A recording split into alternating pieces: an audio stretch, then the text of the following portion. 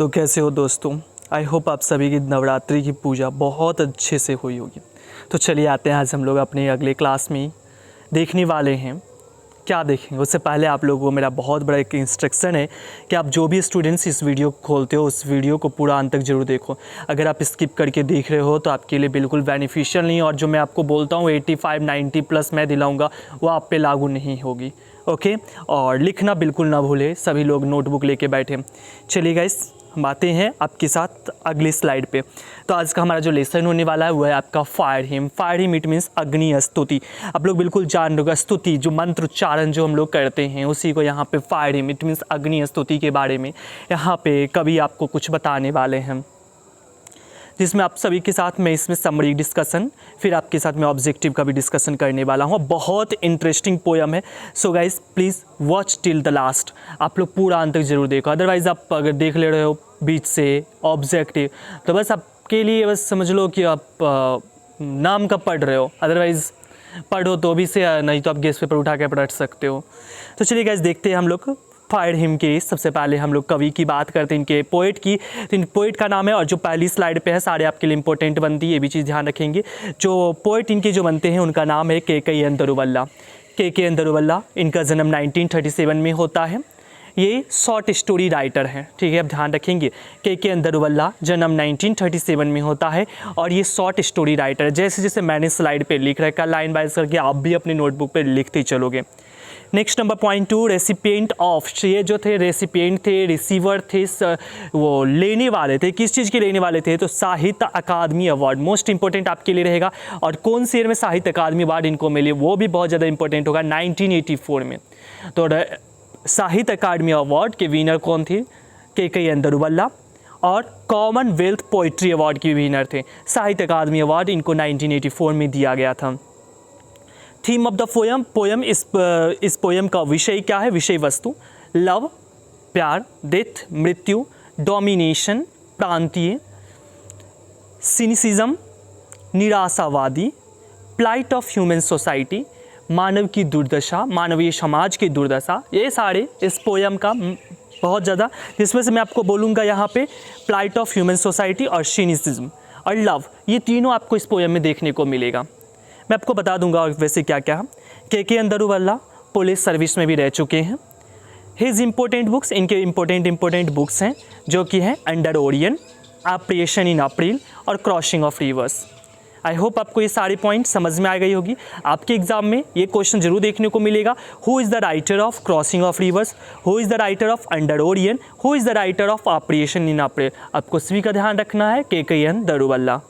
Okay guys, आते हैं fire him के हम लोग समरी को देखेंगे। फायर हिम अग्नि स्तुति इज अ थॉट प्रोवोकिंग। ये एक वैसी सोच वाली पोयम है जो हमें उकसा देती है, हमें किसी चीज़ को करने को मजबूर कर देती है। एंड हार्ट टचिंग पोयम, और दिल को छू जाने वाली एक कविता है bye K. N.. Daruwalla. K. N.. Daruwalla के द्वारा लिखी गई है। The Sahitya Akademi award winner, जो क्या रहते हैं? साहित्य अकादमी अवार्ड के विनर हैं वो। इन दिस पोयम, बिल्कुल आपको ऐसे भी पोयम का जो भी होगा आप ऐसी समरी लिखेंगे। इन दिस पोयम, इस कविता में the poets present the scene, इस कविता में कवि क्या प्रदर्शन करते हैं? तो कवि दिखाते हैं, उस दृश्य का वर्णन करते हैं जो क्या है? घाट। घाट का मतलब यहाँ पे है जो हमारे हिंदू धर्म में मरने के बाद दाह संस्कार जिस जगह पे की जाती है उसी को यहाँ पे कवि ने घाट कहा है। आई होप आप समझ पा रहे होंगे, घाट हम इसे कहते हैं यहाँ पे कवि के अनुसार। वेयर डेड बॉडी, जहाँ पे मृत शरीर को क्या किया जाता है? Is cremated. क्रीमेटेड का मतलब होता है दाह संस्कार। मतलब इस पोयम में जो आपको यहाँ पे दृश्य दिखाया गया है एक घाट का, एक वह दृश्य दिखाया जा रहा है शमशान घाट का, जहाँ पे मृत शरीर का दाह संस्कार किया जाता है। क्रीमेटेड का मतलब होता है दाह संस्कार करना। एंड कंसाइन टू फ्लेम, और उस जगह पे फ्लेम का मतलब होता है अग्नि, लौ, ज्वाला। उस जगह पे जहाँ पे डेड बॉडी को क्या किया जाता है? कंसाइन, सौंप देना, सुपुर्द कर देना, किसी के हवाले कर देना। हम लोग जब भी मृत्यु के बाद अगर जो डेड बॉडी को लेके जाते हैं हिंदू धर्म के अनुसार, वो क्या करते हैं? वो उससे अग्नि को सौंप देते हैं। He describes the funeral rights. यहाँ पे कवि जो है वर्णन करते हैं इस दाह संस्कार में जो क्या उसकी अधिकार है, जो दाह संस्कार जो होता है, अग्नि की क्या यहाँ पे गलती है, क्या अग्नि से अच्छाई बात है, सारे चीज़ों का वर्णन आफ्टर डेथ, मतलब मृत्यु के बाद जो भी दाह संस्कार जो होता है उसमें कैसी इनकी परफॉर्मेंस रहती है, अग्नि की परफॉर्मेंस हिंदी बोलूँ तो मैं, उनका जो वो वर्क जो करते हैं उनका क्या परिणाम होता है, कैसा वो, मैं एग्जैक्ट वर्ड आपको नहीं बता पा रहा हूँ, मतलब समझ पा रहे होंगे। परफॉर्मेंस बोलते हैं ना, जस्ट लाइक कि कोई अगर कोई इस तरह की, जैसे हमारे स्कूल में पोडियम पे कभी कोई एक इस तरह का हमारे यहाँ पे स्कूल वगैरह में या कोई भी गांव घर में भी आपका नाटक मंच पे होता है तो हम बोलते हैं कि इनका परफॉर्मेंस बहुत बढ़िया रहा, वही चीज़ है यहाँ पे। चलिए स्टार्ट करते हैं। The poet says when he was a child, कवि क्या कहते हैं कि जब वह बच्चा थे, he and his father used to visit the burning ghat, यह और इनके पिताजी दोनों जाया करते थे सुबह सुबह मॉर्निंग वॉक करने, और रास्ते में मॉर्निंग वॉक जब करने के लिए जाया करते थे तो एक नदी मिलती थी और नदी के बगल में ही बर्निंग घाट। अक्सर आप देखते होंगे जहाँ भी बर्निंग घाट जो होता है वो अक्सर आपको नदी के किनारे ही देखने को मिलेगी। तो ये जो है कवि के अंदरुवल्ला अपने पिता के साथ अक्सर जाया करते थे। कहाँ जाया करते थे? तो सुबह सुबह मॉर्निंग वॉक पे ऐसे जाया करते होंगे, ऐसा कवि ने नहीं बोला, इतना आप समझेंगे कि जाया करते थे कवि जब सुबह सुबह टहलने के लिए, तो उस जगह पे जो है वहाँ पे वह बर्निंग घाट देखते थे। एट दैट घाट, उस घाट पे sometimes the dead body is left half burned. कवि को बहुत आश्चर्य होता है जब वह उस घाट से कभी कभार गुजर रहे होते थे तो सुबह सुबह में देखा कि जो व्यक्ति ने रात में दाह संस्कार करके किसी का अगर गए हैं तो उनकी जो शरीर है जो वह अध जला है, मतलब अग्नि ने अपना काम पूरा नहीं किया। आग को जलाने का जो काम था उस आग ने पूरा तरह से उस बॉडी को जलाया नहीं। And this really seems horrifying, और ये जो दृश्य है वह वाकई में भयावह है, डरा देने वाली दृश्य है। आप भी सोच के देखना, सपोज डेट आप कभी कहीं पे अगर जा रहे हो, घूम रहे हो और आपको अचानक से जस्ट लाइक कि मॉर्निंग वॉक में बहुत सारे ऐसे होते हैं ना जो सुबह सुबह 3-4 बजे की सुबह लोग निकल जाते हैं मॉर्निंग वॉक में, और आपको कि कहीं पे आपको 4 उंगली दिख गई। आपको सपोज डेट मान लो आपको क्या दिख गई, रात में आप सोए हो, सपने में आप ऐसा देख रहे हो कि आपको हाथ कटा हुआ, किसी का गर्दन कटा हुआ ऐसा मिल गया, क्या करोगे? डरना नहीं, मतलब ये बहुत भयावह सीन है। और आप सब ऐसा मान लो कि आप कहीं पे जा रहे हो इस तरह से और रास्ते में बहुत ज़ोर की बारिशें हो रही है और आपकी सपोज डेट आप जो भी हो, आप साइकिल से हो या आप बाइक से, जो भी जिस भी चीज़ से हो, अगर साइकिल से हो तो आपकी जस्ट जहाँ पे आप बहुत बारिश हो रही है और अचानक से एक ऐसा जगह आता है जहाँ पे वो किसी की वो दाह संस्कार हो रही होती है, कोई नहीं रहता है, आपको कैसा फील होगा बताना ज़रूर। आपकी बाइक है, आपकी बाइक की तेल वहाँ पे ख़त्म हो गई, आपको कैसा फील होगा? तो ऐसा डरना नहीं कोई भी। तो ये एक बहुत भयावह दृश्य है।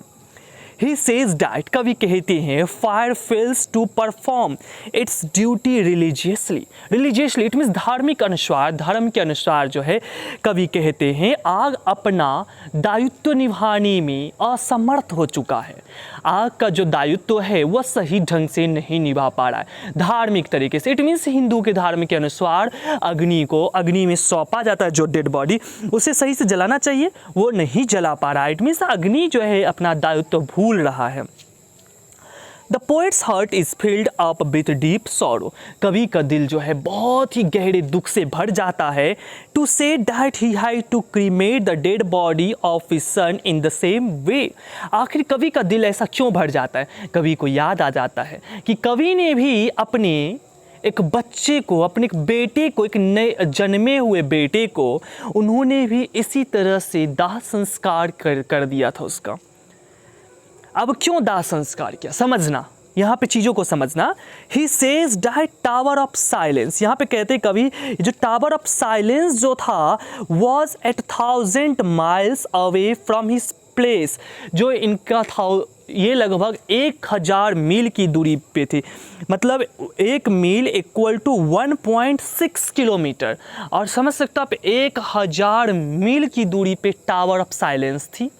जिसकी वजह से जो है कवि को अपनी एक नए जन्मे हुए बेटे को दाह संस्कार करना पड़ा। पहला बच्चा जो कि इनका बेटा था, उसे दाह संस्कार कैकेयी एंड दरुबल्ला को करना पड़ा। तो देखो बहुत ज़्यादा ये क्या हो रहा है, दिल दहला देने वाली बिल्कुल पोयम है।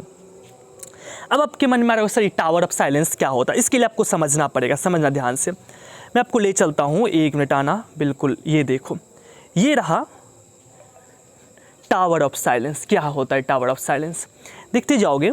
ये कवि जो है पारसी धर्म के रहते हैं और पारसी धर्म के अनुसार अग्नि को देवता माना जाता है और देवता मतलब उसमें आप दाह संस्कार नहीं कर सकते हो। तो उनकी कैसे डेड बॉडी को जलाया जाता है, क्या किया जाता है, आप जैसे जानते होंगे मुस्लिम कास्ट में डेड बॉडी को दफनाया जाता है, क्रिश्चियन कास्ट में डेड बॉडी को दफनाया जाता है under in wooden box coffin में। तो पारसी क्या करते हैं, तो पारसी जो है बहुत दूर ले जाते हैं डेड बॉडी को, बहुत दूर जहाँ पे आदमी कोई नहीं रहता हो, हम दूर ले जाते। और क्या करेंगे, वहाँ पे एक इस तरह की टावर बनी रहती, बहुत ऊंची बड़ी एक टावर बनी रहती, और उस टावर पे लोग क्या करते हैं, देखो अब ये रास्ता दिख रहा है ना, ये रास्ता, इस रास्ते से चढ़ते हैं, ये चबूतरा बना हुआ है, इस चबूतरे पे उसको छोड़ देते हैं। तो फिर सर क्या होता होगा, और जंगल, पूरा तरफ जंगल ही जंगल, लगभग 20-22 किलोमीटर ऐसे दूर के पूरे एरिया ले लो तो पूरी तरह से जंगल ही जंगल है, वहाँ पे छोड़ देते हैं और छोड़ के वो लोग वापस निकल जाते हैं। मतलब हो गया उनका वो डेड बॉडी का क्रिमिनेशन हो चुका, दाह संस्कार हो गया, जैसे हम लोग कर रहे हैं उस तरह से उनके अकॉर्डिंग हो गया। अब सोच रहे हो तो सर उसके साथ होता क्या होगा, तो समझना, पारसी धर्म का मानना है कि हम जीते जी हम किसी के काम नहीं आए तो कम से कम मरने के बाद काम आ जाए भला, और बिल्कुल सही सोच है। तो वह क्या करते हैं, जो डेड बॉडी है वो उसको वहाँ पे इसीलिए छोड़ देते हैं ताकि जो पंछी, जो जानवर भूखे प्यासे तड़प रहे हैं, कम से कम वो उनके लायक तो बन जाए। इससे तो कम से कम उनको बुरे कर्मों का तो जो है ना उससे निपटारा तो मिल जाए उस व्यक्ति को, जो जिनका देहांत हो चुका है already, they have gone to the hell और असेंड इन हेवन, जहाँ भी उनको जाना वो जा चुके हैं। तो कम से कम जो भी जगह हो आखिर उनको कम से कम शांति तो मिले। और वह कैसे शांति मिले, जब दूसरे जीव उनसे तृप्त होंगे, जब वह खुश होंगे। आप ही को सपोज डेट आप बहुत ज़्यादा भूखे रहते हो, आपके जेब में 2 रुपये तक नहीं है और आपको कोई खाना खिला देता, आप मन ही मन जरूर उसको बोलोगे भगवान इस व्यक्ति का जरूर भला करे। वही चीज़ यहाँ पे भी है, ये जो है यहाँ पे इस तरह से यहाँ पे देख रहे हो ना, 2, 3, 4 आदमी लेके आ रहे हैं, ये डेड बॉडी है सोई हुई, अब इसको छोड़ देंगे और ये लोग चले जाएंगे, हो गया। इसी तरह का होता है टावर ऑफ साइलेंस, जो कि कैकेयी एंड दरुबल्ला के घर से लगभग 1000 मील की दूरी पर थी। ठीक है ना, आप समझ गए होंगे tower of silence. That is why he had to do so। और बेचारे बहुत गरीब थे, जिसकी वजह से सोचे कि ये इनको जाना पॉसिबल नहीं था, इसीलिए इनको अपने बेटे को अग्नि में सौंपना पड़ गया। द पोएट देन प्रेजेंट्स, कवि यहाँ पे दिखाते हैं the frightening site of the क्रिमिनेशन Ghat at night. कवि फिर प्रदर्शित करते हैं, दिखाते हैं वह भयावह दृश्य का वर्णन करते हैं, कहाँ का, ऑफ द क्रिमिनेशन घाट, दाह संस्कार वाली जो घाट है, शमशान घाट, कब, एट नाइट, रात की बात बताते हैं। सेज डैड कहते हैं समटाइम्स लिम्स होते हैं जो हाथ पैर, जो भी हमारे हाथ जहाँ से शुरू होते हैं, पाँव जहाँ से शुरू होते हैं, उसे लिम्स कहा जाता है। जो कभी कहते हैं कि समटाइम्स, कभी कभी, limbs of a dead body are left half burned, कि कभी कभार ये अग्नि क्या करती है, अग्नि को हमने सौंपा, सपोज डेट आपने किसी को कोई काम दिया और वो व्यक्ति काम नहीं किया आपका सही ढंग से, आप उसको बोलोगे हम ऐसा बोलेंगे तुम इस काम के लायक बने ही नहीं हो, तो ऐसा बोलते। तो यहाँ पे कवि कहते हैं जो अग्नि को जिस काम के लिए सौंपा गया वह डेड बॉडी, अग्नि उस काम को सही ढंग से परफॉर्म नहीं कर रही है।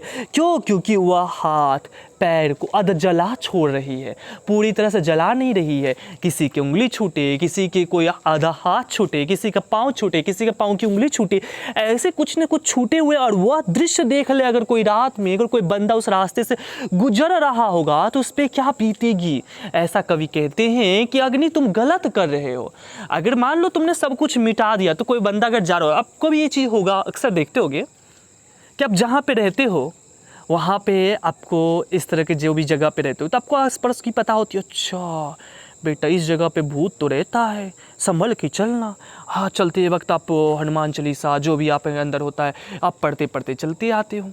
लेकिन तभी जो है आपके मन में ये भी आ जाता होगा कि नहीं, जहाँ आप मान लो कोई आउट ऑफ कहीं ऐसे जगह पे चले गए हो जहाँ पे आपको पता ही नहीं कि यहाँ पे डर भी लगता है, तो आपको क्या होगा, कुछ नहीं पता चलेगा। आप डरते कहाँ पे हो, आप अपने दिल से डरते हो। आपको वहाँ पे डर तभी लगता है जब आप जान रहे हो उसके बारे में। अरे जब आप जान ही नहीं रहे हो तो आपको डर तो बिल्कुल छू मंतर हो जाती है। तो वही चीज़ आप बिल्कुल आराम से गुजर जाओगे, आपको पता तक नहीं चलेगा कि अच्छा यहाँ पे दाह संस्कार होती है, यहाँ पे जलते हैं, लोगों को जलाया जाता है। तो ये चीज़ कहते हैं कभी यहाँ पे कि कम से कम तुम जला दो। अगर तुम नहीं जलाओगे तो जो राहगीर होंगे, पासर्स बाय होंगे, वो डर जाएंगे। The poet then presents the frightening sight of the cremation ghat at night. I think ये लाइन रिपीट हो चुकी है। Says that sometimes limbs of the dead body are left half burnt. ये कहते हुए कि कभी कभार जो तुम आध जले छोड़ देते हो अंग, इससे क्या होते हैं, लोग डर जाते हैं। He says that, कभी कहते हैं Fire seems so cruel, कि ये जो अग्नि है ना बहुत दुष्ट है, क्रूर है।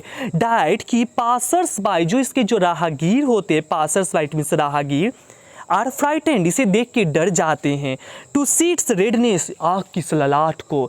जब आग, अब देखे होंगे कभी अगर किसी के अगर दाह संस्कार बॉडी में अगर ऐसा जब होता है तो वो जो लकड़ी होती है वो कितनी ज़्यादा लाल हो जाती है। तो कभी कहते हैं ये बहुत ज़्यादा क्या है, इसकी जो ललाट है वो बहुत क्रूर है।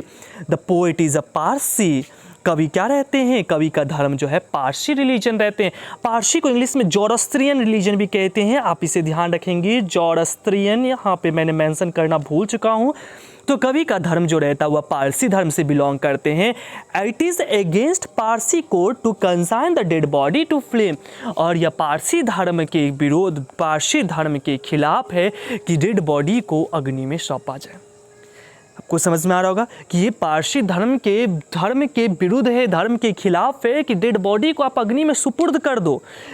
उन्होंने कर दिया, अब उस गलती का ये पश्चाताप कर रहे हैं, रो रहे हैं कि मैंने तो कर दिया एक पाप पहले से ही। भगवान में मैंने, प्रभु में जाके मैंने डेड बॉडी को रखा और उस प्रभु ने भी गलती कर दिए हैं। अब इसी बात का इनको बहुत पश्चाताप हो रहा है। और कैसे गलती कर दिए, अपना काम उन्होंने सही ढंग से नहीं किया।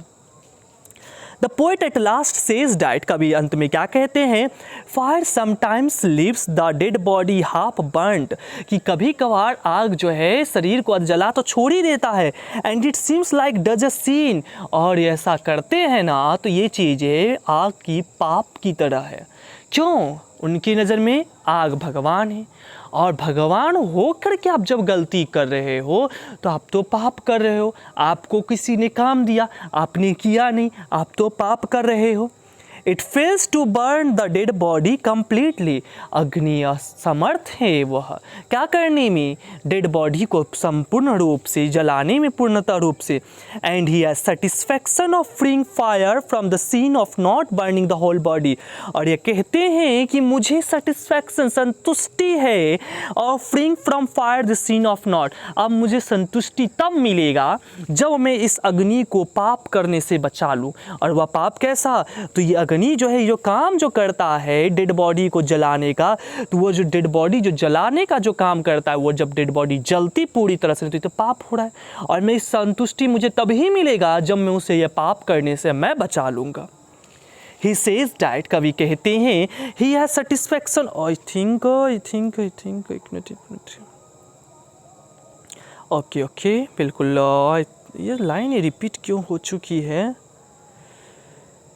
नहीं लाइन रिपीट नहीं है। He says that he has satisfaction of freeing fire from the sin of going against his own religion, अरे कहते हैं इनको संतुष्टि तब मिलेगी जब ये अपने धर्म के खिलाफ जाके, अब इनके धर्म के अनुसार अग्नि में जलाना पाप है। अब क्या करेंगे, ये लिखा नहीं है, मैं अपने अनुसार बताता हूँ। मेरे अनुसार ऐसा लगता है कि ये ऐसा जो है इस तरह से वहाँ पे जाएंगे, और वहाँ पे जाने के बाद जो भी डेड बॉडी होगी जलने के बाद, उसके बाद वहाँ पे वो बैठ के अच्छी तरह से वो जलाएंगे, तभी तो आग को उसकी पाप से बचा पाएंगे ना। अदरवाइज़ तो बचाने का मुझे तो नहीं लगता कोई और भी इनके पास रास्ता होगा। आप लोग कमेंट करके मुझे बताना। Here the poet shows the importance of fire for the Hindu after their death. यहाँ पे कवि इस पोयम के माध्यम से आग का महत्व हिंदू धर्म के अनुसार मृत्यु के बाद क्या होता है, इस चीज़ का पूरी तरह से इन्होंने वर्णन किया है। आई होप आपको यहाँ तक समझ में आया होगा। अगर आपको पूरी समझ में आ चुकी है तो प्लीज़ लाइक करना बिल्कुल ना भूलें, लाइक अवश्य करें वीडियो को। चलिए आते हैं ऑब्जेक्टिव क्वेश्चन को देखेंगे।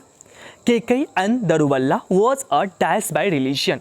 केके एंड दरुवल्ला, इसके अलावा मैंने आपको ऑब्जेक्टिव का जो है यहाँ पे इसके नीचे ही आपका लिंक दे रखा है, जहाँ पे आपको पूरी तरह से ऑब्जेक्टिव मिल जाएगा। तो केके एंड दरुवल्ला का धर्म क्या था? तो केके एंड दरुवल्ला का धर्म जोरस्त्रियन या पारसी, आप जो भी बोल लो, यहाँ पे वो उनका धर्म था।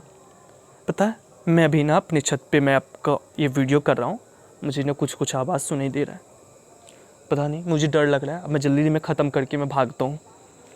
The new born child was consigned to fire dash years ago. जो नया जो बच्चा जन्म लेता है उसे अग्नि में सौंपा जाता है। कितने साल पहले की कहानी है? 1 ईयर्स एगो। आप इसके नीचे वैसे वीडियो का मैं लिंक दे रहा हूँ, आप वहाँ पे जाके और भी देखेंगे। The poet was with his, कभी जब घूमने जाते हैं किसके साथ? विथ हिज फादर, अपने पापा जी के साथ। Keki and Daruwalla is the recipient of the dash. Keki and Daruwalla recipient रहते हैं, किसके रेसिपेंट रहते हैं? Of the Sahitya Akademi award और कॉमनवेल्थ पोइट्री अवार्ड के। The poet belongs to, I think ये क्वेश्चन फिर रिपीट हो चुका है कि कवि का धर्म क्या है? Poet belongs to Parsi religion या Zoroastrian. The poet consigned his new born dash to flame. कवि अपने नए जन्मे हुए पहले न्यू बॉर्न फर्स्ट चाइल्ड, यहाँ पे आंसर भी हो सकता है, या न्यू बॉर्न सन भी हो सकता है। अपने नए जन्मे हुए बेटे या पहले बच्चे को आग में सौंपते हैं। Fire him is about, fire him किसके बारे में बताया जा रहा है? तो ये किसके बारे में बताया जा रहा है? अबाउट द क्रीमेशन, दाह संस्कार के बारे में बताया जा रहा है। क्रीमेशन इट मीन्स दाह संस्कार। Keki and Daruwalla is and dash poet, ये कैसे पोएट रहते हैं? Indo Anglian poet. आप लोग पूरा वीडियो का ऑब्जेक्टिव नीचे लगा हुआ उसे जरूर देखिए। The nearest tower of silence was dash far away, जो सबसे नज़दीक का टावर ऑफ साइलेंस था कितनी दूर था? 1000 मील की दूरी पे थी। The tower of silence is related to, tower of silence का संबंध किससे है? पारसी रिलीजन से। The dash forgets his deed, कौन अपना कर्तव्य भूल जाता है? बिकॉज, क्योंकि sometimes it leaves the dead body half burned, क्योंकि कभी कभार ये बॉडी को जला छोड़ देता है। तो अग्नि, फायर, यहाँ पे आंसर हो जाएगा आपका फायर। आई होप आपको पूरा क्लियर होगा। सिट यार, ये मेरा स्लाइड मिस हो गया, कि 1 मिनट रुकना। ये देखोगे आप लोग, ये रहा शमशान घाट का दृश्य, देख रहे हो आप ये आदमी को किस तरह से ये जला रहा है। ये देखो, ये कोविड के समय का ये सीन है। देख रहे हो आप कोविड के समय में कितनी तरह से डेड बॉडी जलती, फिर उसको छोड़ देते, ऐसी तरह से ये डेड बॉडी है उनकी। आई थिंक आपको ये सारी पॉइंट समझ में आ गए। ये आपको मैंने टावर ऑफ साइलेंस दिखाया। एक स्लाइड डिलीट हो गई क्या? यहाँ पे मैंने आपको important lines of the poem था, सॉरी डिलीट हो चुकी है, कोई बात नहीं है। मैं आपको कमेंट सेक्शन में नीचे टैग कर दूंगा, आप लोग वहाँ से नोट डाउन कर लेंगे कि आपके एग्जाम के लिए कोई से कुछ इंपॉर्टेंट लाइन्स जो आपके एग्जाम के लिए इंपॉर्टेंट बनते हैं। आई होप आपको यहाँ तक पूरी समझ में आया होगा। तो प्लीज़ गाइस लाइक करें, जो भी स्टूडेंट्स इसमें नए होंगे सब्सक्राइब करना बिल्कुल ना भूलें और अपने फ्रेंड के साथ जरूर शेयर करें। मिलते हैं नेक्स्ट वीडियो में स्टोरी ऑफ इंग्लिश के साथ। Thank you for watching this video.